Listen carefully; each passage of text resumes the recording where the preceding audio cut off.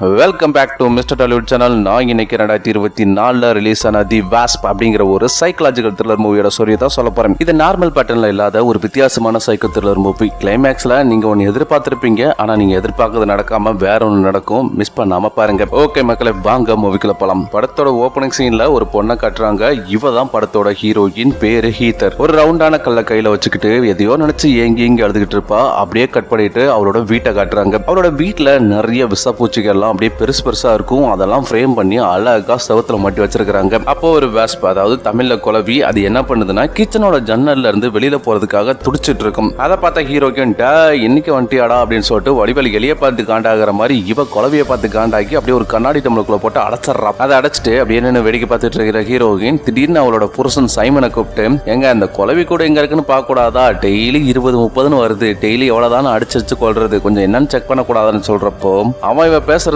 மதிக்கவே மாட்டான். எனக்கு office time ஆச்சு, இந்த மாதிரி சில்லற வேலையெல்லாம் நீ தான் பாத்துக்கணும். நாளைக்கு என் கொலீக்ஸ் எல்லாருமே இங்க வருவாங்க, அவங்களுக்கு டின்னர் ருசியா இருக்கணும், அந்த அளவுக்கு சூப்பரா சமைச்சு வைக்கிறேன்னு சொல்லிட்டு அவன் பாட்டில் ஆபீஸ் கிளம்பி போயிடுறான். அவன் அங்க இருந்து போனதும் அந்த குழவியை பாக்குறா. அதோட சவுண்டை கேட்டு ரொம்பவே இரிட்டேட் ஆகி கொஞ்சம் கூட பாவம் புண்ணிய பார்க்காம அதை நசுக்கி கொலை பண்ணிடுறான். அந்த குழவியை கொலை பண்ணும் போது உடனே அவளுக்கு அவளோட ஸ்கூல் லைஃப் ஞாபகம் வந்துருது. ஹீரோயினும் அவளோட ஃப்ரெண்டு கார்லாவும் ஸ்கூல் விட்டு வரும்போது ஒரு புறா அடிபட்டு அது உயிருக்காக போராடிட்டு இருக்கும். அதை பார்த்த ஹீரோயின் பாவப்பட்டு இருக்கும் போது அவளோட ஃப்ரெண்டு கார்லா என்ன பண்றா, ஒரு கால் எடுத்து புறாவை தலையிலே அடிக்கிறா. புறா அங்கே செத்து போயிருது. அதுக்கு ஹீரோயின் என்னடி எப்படி பண்ணிட்ட அப்படின்னு சொல்லும் போது, நீ விஜய் டிவில மகாபாரதம் எல்லாம் பார்த்தது இல்ல, அதுல கர்ணன் அபிமன்யு உயிருக்கு போராடிட்டு இருக்கும் போது கத்தி எடுத்து ஒரு சொருகுவான்ல, அந்த மாதிரி தான் நானும் கொலை பண்ணேன். இது ஒரு புனிதமான சைக்கிள், இதெல்லாம் நீ கண்டுக்க கூடாதுன்னு சொல்றப்போ ஹீரோயின் தலதடிக்க ஓடிடுறா. அப்படியே மறுநாள் காலையில காட்டுறாங்க. இந்த ஹீரோயினோட புருஷன் சைமன் இருக்கலாம்ல, அவன் யாருக்கோ கால் பண்ணி 2 மணிக்கு ரெஸ்டாரண்ட் வந்துரு, நம்ம 2 பேரும் மீட் பண்ணலாம் டார்லிங் சொல்லிட்டு கால் கட் பண்றான். இவன் பேசுறது எல்லாத்தையும் கேட்ட ஹீரோயின் ரொம்பவே ஃபீல் பண்ணிட்டு அவளோட ஸ்கூல் ஃப்ரெண்டான கார்லா, அதாவது புறாவை கொலை பண்ணால,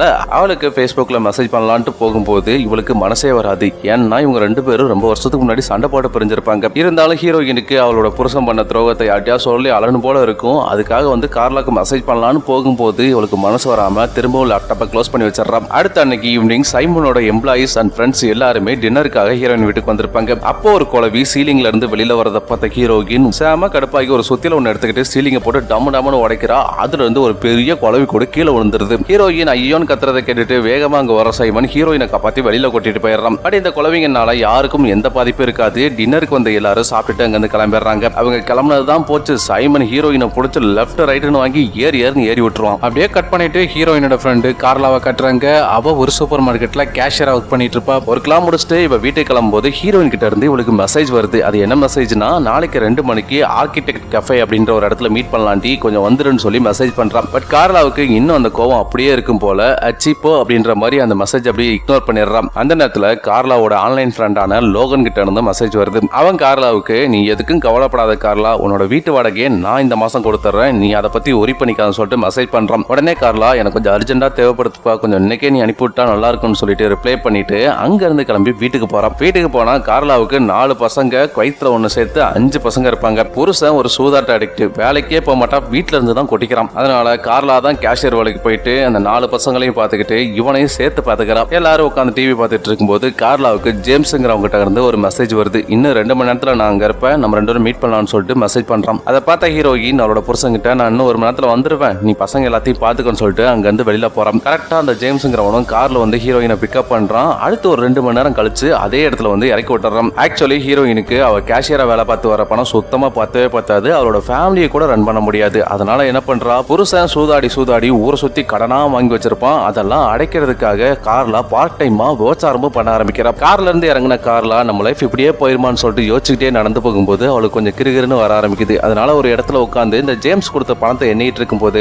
இவளோட ஆன்லைன் ஃப்ரெண்ட் லோகன் இருக்கிறான்ல, அவன் பணம் கொடுக்குறான்னு சொல்லியிருந்தான்ல, அவன் ஏதாச்சும் மெசேஜ் பண்ணியிருக்கானு பாக்குறா. பட் அவன் எந்த ஒரு ரிப்ளைமே பண்ணியிருக்க மாட்டான். இதனால ரொம்பவே வெக்ஸ் ஆகிற கார்லா எப்பரா வாடகை கொடுக்க போறான்னு யோசிச்சுட்டு அளவும் முடியாம அப்படியே அவளோட கோவத்தை கண்ட்ரோல் பண்ணிட்டு அவ கொடுக்குற ரியாக்ஷன் இருக்கும் பாருங்க, அல்டிமேட்டா இருக்கும். அடுத்து அப்படியே ஹீரோயின் அனுப்பின மெசேஜ் பாக்குறா. அதை பார்த்துட்டு சரி நாளைக்கு மீட் பண்ணலாம்னு சொல்லி 2 பேரும் ஆர்கிடெக்ட் கஃபேல மீட் பண்றாங்க. ரொம்ப நாள் கழிச்ச ஃப்ரெண்ட்ஸ் 2 பேரும் மீட் பண்றாங்க. ரொம்ப அப்படியே கட்டி பிடிச்ச தழுவி பேசுவாங்கன்னு பார்த்தா அதுதான் கிடையாது. ரொம்பவே ஃபார்மலா பேசுறாங்க. ஹீரோயின் மேல கார்லாவுக்கு அப்படி என்னதான் கோவம்னு தெரியல, அப்படி இரிட்டேட் ஆகிற மாதிரியே மூஞ்ச வச்சுக்கிட்டு ஏதோ வேண்டா வெறுப்பா வந்த மாதிரி உட்காந்துட்டு இருக்கிறா. அதை பார்த்த ஹீரோயின், ஏண்டி இன்னும் பழசவே நினைச்சிட்டு இருக்கிறியா, அதெல்லாம் மறந்துட்டு நார்மலா பேசுன்னு சொல்லும் போது, இங்க பாரு, இந்த பழச பேசு புதுசா பேசுன்னு பேசுறதுக்கெல்லாம் நான் வரல, ஏதோ கூப்பிட்ட அந்த மரியாதைக்காக வந்தேன், எனக்கு இப்ப டைம் கிடையாது, நான் கிளம்புறேன்னு சொல்லிட்டு வேகமா அங்க இருந்து கிளம்பி போறான். பின்னாடியே போற ஹீரோயின், இங்க பாரு கார்லா, நான் உங்ககிட்ட கொஞ்சம் பர்சனலா பேசணும்னு சொல்லிட்டு, எனக்கு கல்யாணம் ஆகி 15 வருஷம் ஆயிடுச்சு, இன்னுமே ஒரு குழந்தை கூட பிறக்கல அப்படின்னு சொன்ன உடனே, அப்ப என்னோட குழந்தைய தத்தெடுக்கிறதுக்கு வந்தியா, என் குழந்தைய அப்படியே பெத்து வண்ட கொடுத்துடணுமான்னு சொல்லி கோவமா கேட்கிறேன். ஐயோ, நீ நினைக்கிற மாதிரி என்னத்தோட எல்லாம் நான் இங்க வரலடி, நான் சொல்றத கொஞ்சம் பொறுமையா கேளு. என் புருஷன் குழந்தை இல்ல அப்படிங்கிற ஒரே விஷயத்த காரணம் காட்டி வேற ஒரு பொண்ணு கூட இல்லீகல் ரிலேஷன்ஷிப்ல இருக்கிறான்னு சொல்ற. இதை கேட்ட கார்லா, அது எப்படி உனக்கு தெரியும், நீ எப்படி கண்டுபிடிச்சன்னு சொல்லும் போது, அதை ஏண்டி கேட்கிற, அந்த பொண்ணே நான் தான் ஃபேஸ்புக்ல ஒரு ஃபேக்கான ஐடி ஒன்று ரெடி பண்ணி அவனுக்கு வளைய விரிச்சேன். புறம்போக்கு என்ன காஜா பேசுறான்னு நினைக்கிறேன். கல்யாணமாகி இத்தனை வருஷத்துல ஒரு நாள் கூட அவன் என்கிட்ட இப்படி பேசினதே கிடையாது. ஆனா வேற ஒரு பொண்ணு கிட்ட இந்த அளவுக்கு வளையிறான் அப்படின்னா அவன் இன்னும் எத்தனை பொண்ணு கூட எல்லாம் இந்த மாதிரி பேசியிருப்பான், பழகிருப்பான். எனக்கு என்னமோ அவன் வேற ஒரு பொண்ணு இல்ல ஆபீஸ் மேட் கூட மீட் பண்ணிருப்பான்னு தோணுன்னு சொல்றான். இதை கேட்ட கார்லா, இங்க பாரு, எனக்கே 1008 பிரச்சனை இருக்குது, என் பிரச்சனையே சரி பண்ணிக்க முடியாம திக்கு முக்கு ஆடி போயிருக்கிறேன். என்கிட்ட வேற இதெல்லாம் சொல்லி என்னை டென்ஷன் பண்ணாத, தயவு செஞ்சு என்னை விட்டுரு. புள்ளத்தாச்சியா இருக்கிற என்னை பார்த்தா அவனுக்கு பாவமா இல்லையான்னு சொல்லிட்டு நேரா வேலைக்கு போயிருவான். ஆனாலும் விடாத ஹீரோயின் வேலை பார்த்துக்க இருந்த கார்லா கிட்ட போயிட்டு, இங்க பாரு, என் பேக்ல $10,000 இருக்குது, நீ மட்டும் என்னை தனியா மீட் பண்ணி என் கதையை 5 நிமிஷம் கேட்டீங்கன்னா அதை உன்ட்ட அப்படியே கொடுத்துறேன்னு சொன்னதும் காசுக்காக ஆசைப்பட்டு வேகமா கார்லா ஹீரோயின் பின்னாடியே போறான். 2 பேரும் தனியா மீட் பண்ணி பேசுறாங்க. கார்லா கிட்ட ஹீரோயின், உன்னோட டாஸ்க் ரொம்பவே சிம்பிள் டி, நீ என்ன பண்ற, என் புருஷன் காவாலி பையா இருக்கிறான்ல, அவனை கொலை பண்ணிடுற. எப்படி நீ கொலை பண்ணிட்டீன்னா உனக்கு $1,00,000 உடனே கொடுத்துறான்னு சொல்றான். இதை கேட்ட கார்லா ஷாக் ஆயிட்டு,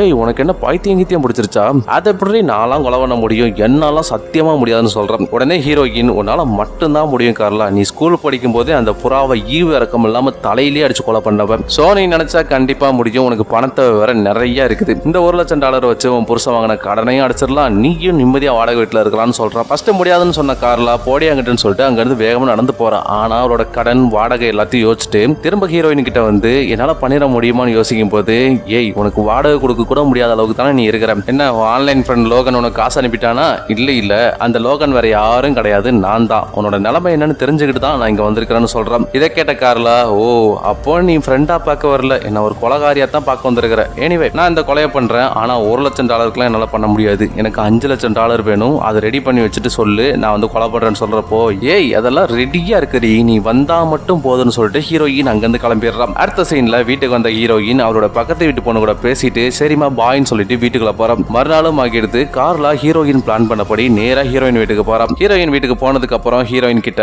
ஏய் நேத்து நீ சொன்னதுக்கு அப்புறம் நிறைய ஹாலிவுட் படம் பார்த்தேன்டி, அதுல எல்லாத்துலயுமே அசால்ட்டா கொலை பண்ணிட்டு எஸ்கேப் ஆயிடுறாங்க. சோ உன் புருஷனை கொலை பண்றதெல்லாம் பெரிய வேலையெல்லாம் கிடையாது, நான் ஈஸியா கொலை பண்ணி முடிச்சுட்டுறேன், ஆனா எனக்கு $1 மில்லியன் வேணும், ஒருவேளை உன் புருஷன் செத்து நான் மாட்டிக்கிட்டா நான் ஜெயிலுக்கு போயிருவேன், அப்போ என் குழந்தைங்களெல்லாம் யாரு பார்த்துப்பா, அதனால எனக்கு $1 மில்லியன் வேணும்னு சொல்றான். அதுக்கு ஹீரோயின், அடச்சி அல்பா, எப்பா பாரு காசுன்னு, நீ எவ்வளவு கேட்டாலும் தரண்டி, ஆனா என் புருஷனை பிசுறு தட்டாம முடிச்சு விடணும், அதான் மட்டும் பண்ணிரு போதுன்னு சொல்லிட்டு 2 பேரும் உட்காந்து எப்படியெல்லாம் கொலை பண்ணலாம் அப்படின்னு சொல்லிட்டு டீட்டெயிலா டிஸ்கஸ் பண்ணிட்டு இருப்பாங்க. இவங்க 2 பேரும் பேசிட்டு இருக்கும்போது ஹீரோயின் என்ன சொல்றா, ஏய் எப்படி நீ கொலை பண்ணிருவேன், இதை உட்ரி, நம்ம ஸ்கூல் லைஃப்ல எப்படியெல்லாம் இருந்தோம், நீ நான் மட்டும்தான் அப்பெல்லாம் ஃப்ரெண்ட்ஸ், ஒரு நாள் நீ என்னை விட்டுட்டு அப்படியே விலகி போயிட்டு, எனக்கு காரணமே புரியல, சரி அது கூட பரவாயில்ல, ஆனா உன் ஃப்ரெண்ட்ஸ் கேங் கூட சேர்ந்து நான் ஒரு பையன் கூட தனியா பாத்ரூம்ல இருந்த மாதிரியும் அவன் என்னை தடவுன மாதிரியும் ஊர் ஃபுல்லா ரூமர்ஸ் வேற கிளப்பி விட்டீங்க பாரு, அதெல்லாம் எனக்கு மனசு ரொம்பவே கஷ்டமாயிடுச்சுன்னு சொல்றான். இதை கேட்ட கார்லா, ஏய் இதெல்லாம் ஸ்கூல் லைஃப்ல ஃபன்னுக்காக பண்ணதுரி, அதையெல்லாம் இன்னுமா யோசிச்சுட்டு இருக்கிறேன், அண்ட் நான் ஒன்னும் உன்ன மாதிரி பணக்கார வீட்டுல எல்லாம் பிறக்கலாடி, எங்க அப்பா ஒரு குடிகாரன், எங்க அம்மா போட்டு அந்தடி அடிப்பான், போதா குறைக்கு என்னையும் தூக்கி போட மதிப்பான், அதெல்லாம் மறக்கணும் இல்ல,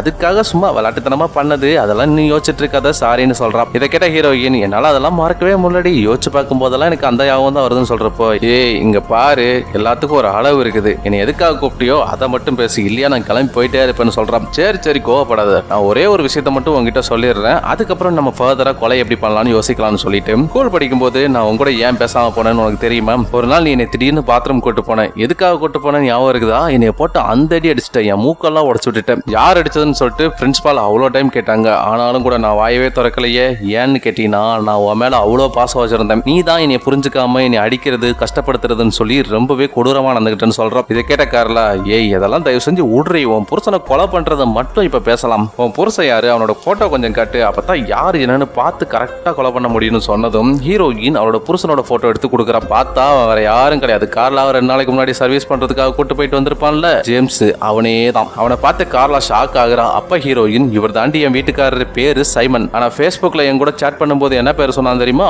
அரவிந்த் சாமின்னு சொல்லி சேட் பண்றாண்டி, இன்னும் எத்தனை பொண்ணுங்களை இந்த நாய் ஏமாத்துச்சோ, எத்தனை பொண்ணு கூட எல்லாம் போனான்னு தெரியலன்னு சொல்லும் போது கரெக்டா கார்லாவுக்கு அப்படியே போட்டோ பார்த்து மயக்கம் வர ஆரம்பிக்குது. ஆரம்பிக்குது. அந்த மயக்கத்திலேயே உன் புருஷனை நான் முன்னாடியே பாத்துருக்கேன், எனக்கு நல்லாவே தெரியும்னு சொல்லிட்டு எனக்கு ஒரு மாதிரி தலை சுத்துதுடி, கொஞ்சம் தண்ணி இருந்தா கூடன்னு சொல்றதுக்குள்ள ஹீரோயின் டப்புன்னு ஒரு கர்ச்சப் எடுத்து டபக்குன்னு வாயை பத்திடுறான். நமக்கு அப்படியே ஷாக் ஆயிரும். எப்பா இன்னொரு வரைக்கும் புனித குழந்தை மாதிரி அப்படியே பேசியிருந்தே யாருமா நீன்னு யோசிக்கிறதுக்குள்ள கார்லாம் மயங்கிடுறான். அவ மயங்கினதும் ஹீரோயின் என்ன பண்றா, வேகமா ஒரு பேப்பர்ல எடுத்து எழுதி கொண்டு போய் பக்கத்து வீட்டுல போட்டுட்டு திரும்ப வீட்டுக்கு வந்துடுறான். வீட்டுக்கு வந்த ஹீரோயின் கார்லாவை அப்படியே மயக்கத்துல இருந்து தெளிய வச்சு, ஏண்டி நான் பேசுனா உனக்கு கேட்கறதுக்கு வலிக்குதா, என்னெல்லாம் கொடுமைப்படுத்திருக்கிற அதெல்லாம் நான் உட்காந்து இப்ப சொல்லுவேன், நான் பேசுறத நீ கேட்கிற. இந்த ஸ்கெட்ச் என் புருஷனுக்கு நினைச்சியா கார்லா, இந்த ஸ்கெட்ச் உனக்கு தான். எனக்கு ஏன் 15 வருஷம் ஆகியும் குழந்தை பிறக்கலன்னு உனக்கு தெரியுமா? அது காரணம் நான் சொல்றேன், நீ இப்ப கேட்கற. நமக்கு 12 வயசு இருக்கும்போது நம்ம ஃப்ரெண்டோட பர்த்டே ஃபங்க்ஷனுக்காக நம்ம போனோம். அங்க வச்சு உன்னோட ஃப்ரெண்ட்ஸ் கேங் கூட சேர்ந்து என்ன பாத்ரூம் கூட்டிட்டு போய் என்னோட பிரைவேட் பார்ட்ல ஒரு ராடை இறக்குனியே, அது ஞாபகம் இருக்கா?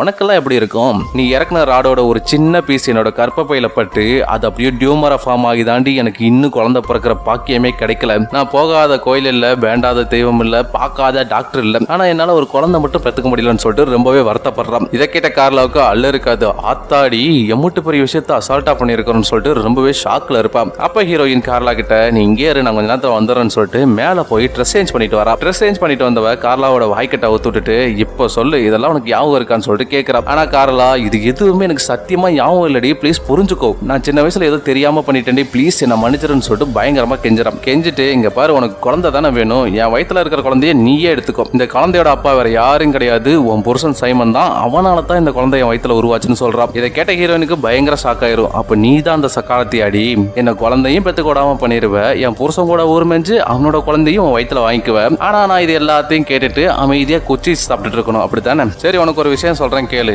என் புருஷன் இருக்கிறான்ல சைமன், அவனை நேத்தே கொலை பண்ணிட்டேன். கொலை பண்ணதோட எல்லாம் விடல, அவனை அப்படியே பீஸ் பீஸா கண்ட துண்டமா நறுக்கி நாய்க்கு இறையாக்கிட்டான்னு சொல்றான். என்னைய வேற ஒரு பொண்ணு நினைச்சு சாட் பண்ணா அவனுக்கே அந்த நிலைமைனா, என் பிரைவேட் பார்ட்ல ராடை இறக்கி என்ன குழந்தை பெத்துக்க விடாம பண்ண உன்னைய சும்மா விட்டுறணும்னு சொல்லிட்டு அப்படியே கத்தி எடுத்து வயித்துல கொத்த போறா. இதை பார்த்து பதறி போன கார்லா ஐயோ எம்மா யாராச்சும் நீ காப்பாத்துங்கன்னு சொல்லிட்டு கதரும் போது அந்த சவுண்டு வெளியில விளையாடிட்டு இருந்த நம்ம ஹீரோயினோட பக்கத்து வீட்டு பொண்ணு இருக்குல்ல, அந்த குட்டி பொண்ணு, அவளுக்கு கேட்டுரும். இதை கொஞ்சம் கூட எதிர்பார்க்காத ஹீரோயின் வேகமா ஒரு டேப் எடுத்துட்டு வந்து வாயை ஃபுல்லா ஒட்டி விட்டுருவா. ஒட்டி விட்டுட்டு இங்க பாரு, உன்னை பார்த்தா பாவமாவும் இருக்குது, ஆனா என்னோட சைல்ட்ஹுட் மெமரியவும் நாசமாக்கிட்ட, இப்ப என் சக்காலத்தையாவும் வந்து தொலைஞ்சிருக்கிற, உன்னை எப்படி கொலை பண்ணாம விட முடியும்? இருந்தாலும் எனக்கு பாவமா இருக்குது, அதனால உன்னை அவுத்து விடுறேன், உன்னால முடிஞ்சா தப்பிச்சுக்கோன்னு சொல்லிட்டு வேகமா கால் கட்டு கை கட்டு எல்லாத்தையும் அவுத்து விடுறா. அப்ப அவுத்து விட்டு அடுத்த நிமிஷம் கார்லா ஹீரோயினை தள்ளி விட்டுட்டு அந்த வீட்டுல சுத்தி சுத்தி ஓடுறா. ஆனா எல்லா டோருமே லாக்ல இருக்கும். ஒரு ஸ்டேஜ்ல தன்னை காப்பாத்திக்கிறதுக்காக கார்லா என்ன பண்றா, ஒரு சேர் எடுத்து ஹீரோயினை அடிக்க போறா. ஹீரோயின் பயந்து அங்கிருந்து ஓடுறா. இது எல்லாத்தையும் பக்கத்து வீட்டு பொண்ணு பார்த்துட்டு கார்லா தான் ஹீரோயினை கொலை பண்ண போற மாதிரி நினைச்சுக்கும். ஆனா ஹீரோயின் கையில கத்தியோட கார்லாவை தான் கொலை பண்றதுக்காக விரட்டிட்டு இருப்பா. அப்படியே உயிருக்கு பயந்து ஓடிக்கிட்டு இருந்த கார்லா ஒரு ஸ்டேஜ்ல எங்கேயும் ஓட முடியாதுன்னு தெரிஞ்சுக்கிட்டு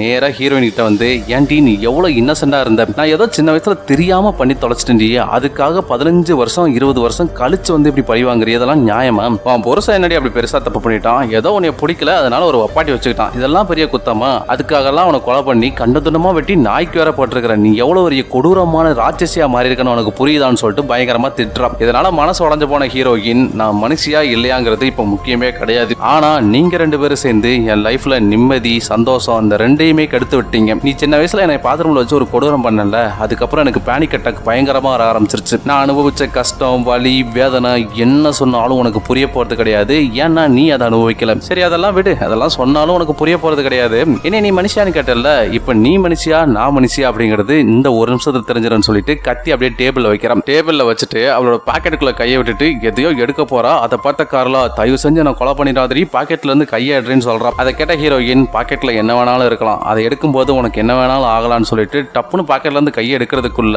இவ என்ன பண்றா, அங்க இருந்து கத்தி எடுத்து ஹீரோயின் வயிற்றுலேயே சொருகிறா. அப்ப ஹீரோயின் கார்லா கிட்ட, பாத்தியா இதுதான் நீ என்ன மனுஷன் கேட்டல, நான் உன்னை எதுவுமே பண்ணல, ஜஸ்ட் உன்னை ட்ரிகர் மட்டும் தான் பண்ணேன், ஆனா நீ என்னை கொலையே பண்ணிட்டேன், நான் எப்பவுமே இன்னசென்ட் தான் சொல்லிட்டு அவளோட பாக்கெட்ல இருந்து ஒரு கல் எடுத்து போடுறா. இந்த கல் என்ன கல்னா, ஃபர்ஸ்ட் சீன்ல ஹீரோயின் இந்த கல்லை வச்சு தான் அழுதுகிட்டு இருந்திருப்பா. அந்த கல்லை பார்த்த கார்லாக்கு அப்படியே நெஞ்சே வெடிச்சிரும். ஐயோ அவசரப்பட்டுட்டமேன்னு சொல்லிட்டு யோசிக்கிறதுக்குள்ள கரெக்டா ஹீரோயினோட புருஷன் டோரை திறந்து வீட்டுக்குள்ள வரான். சோ அவனையுமே ஹீரோயின் கொலை பண்ணிருக்க மாட்டா. அவன் வர சவுண்டை கேட்ட உடனே ஹீரோயின் கார்லாவோட காதுல போயிட்டு குட் கேர்ள் அப்படின்னு சொல்லிட்டு அப்படியே கீழே விழுந்துடுறான். சைமன் ஓடி வந்து பொண்டாட்டியை தூக்குறான். பட் அதுக்குள்ள ஹீரோயின் செத்து போயிருவா. அப்போ இது எல்லாத்தையுமே பக்கத்து வீட்டு பொண்ணும் அவளோட அம்மாவும் ஜன்னல் வழியா பாத்துருவாங்க. இதனால பதறி போன சைமன் வெளியில ஓடி வந்துட்டு, இந்த கார்லா பொண்ணு தான் வந்து என் பொண்டாட்டியை கொலை பண்ணிட்டா, எனக்கு இதுக்கு எந்த சம்பந்தமே இல்லைன்னு சொல்லும் போது, கொஞ்ச நேரத்துக்கு முன்னாடி ஹீரோயின் ஒரு லெட்டர் எழுதிட்டு போயிட்டு பக்கத்து வீட்டுல போட்டிருப்பால, அந்த லெட்டரை சைமன் கிட்ட தூக்கி போடுறாங்க. சைமன் அதை பார்த்து அப்படியே ஆடி போயிடுறான். அந்த லெட்டர்ல என்ன இருக்குன்னா, என் புருஷனும் அவரோட பாட்டியும் சேர்ந்து என்னை கொலை பண்ண பாக்குறாங்க, ப்ளீஸ் ஹெல்ப் மீன்னு சொல்லிட்டு எழுதி கொண்டு போய் அங்க அழகா போட்டு வந்திருப்பான். அதை பார்த்த சைமன் அவ்வளவுதான் நம்மள முடிச்சு விட்டீங்க போங்க அப்படின்ற மாதிரி நிற்கும் போது போலீஸ் வந்து ரெண்டு பேத்தையுமே அரெஸ்ட் பண்ணிடுறாங்க. அதுக்கப்புறம் அப்படியே ஹீரோயினோட பாடியை காட்டுறாங்க. அவளோட உடம்புல இருந்து ஒரு வாஸ்ப், அதாவது குழம்பி வெளியில வரும். அது அவளோட வயிற்றுல இருந்து அப்படியே கன்னத்துல ஏறி அங்க இருந்து பறந்து போகுது. படமும் முடியுது. ஆக்சுவலி இது எல்லாமே ஹீரோயினோட செட்டப் தான். அவளோட சின்ன வயசுல நடந்த அட்டாக்னால அவளுக்கு அடிக்கொரு தடவை பேனிக் அட்டாக் வந்திருக்கும். அதையும் மீறி கல்யாணம் பண்றா. ஆனா அவளால குழந்தை பெற்றுக்க முடியல. அதனால அவளோட புருஷன் வெளியில வேற ஒரு பொம்பளைங்க கிட்ட போறான் அப்படிங்கறத தெரிஞ்சுக்கிட்டு அவனை கொலை பண்ண முடிவு பண்ணி கார்லாவை போய் மீட் பண்றான். எதுக்காக கார்லா அப்படின்னு கேட்டீங்கன்னா, அவ தான் சின்ன வயசுல கொடுமைப்படுத்திருக்கிறா. அவளையும் பழி வாங்கணும், புருஷனையும் போட்டு தள்ளணும். அதுக்காக தான் கார்லாவை சூஸ் பண்ணிருப்பா. ஆனா பாருங்க, இப்ப வீட்டுக்கு வந்ததுக்கு அப்புறம் தான் கார்லாவோட வயித்துல வளர்ற குழந்தைக்கு அப்பா சைமன் தெரிய வருது. இதனால ரொம்பவே மனசு உடைஞ்சு போற ஹீரோயின் இதுக்கப்புறம் நம்ம வாழ்ந்து என்னத்தை சாதிக்க போறோம்னு முடிவு பண்ணி, நம்ம செத்தாலும் இவங்க ரெண்டு பேரும் நிம்மதியாவே இருக்கக்கூடாது அப்படிங்கிற முடிவோட பக்காவா பிளான் பண்ணி இந்த ஸ்கெட்ச் எல்லாத்தையுமே போட்டிருப்பா. இவங்களும் அதுக்கேற்ற மாதிரி பக்காவா மாட்டியிருப்பாங்க. தன்னோட உயிரை கொடுத்து ரெண்டு பேர்த்தோட நிம்மதியும் கெடுத்து விட்டுருவா. அப்படியே படமும் முடியுது. ஒரு வினோதமான சைக்கோ த்ரில்லர் மூவி பார்த்த ஒரு அனுபவம் உங்களுக்கு கிடைச்சிருக்குன்னு நம்புறேன். அடுத்து ஒரு நல்ல வீடியோவோட வந்து உங்களை சந்திக்கிறேன். நன்றி, வணக்கம்.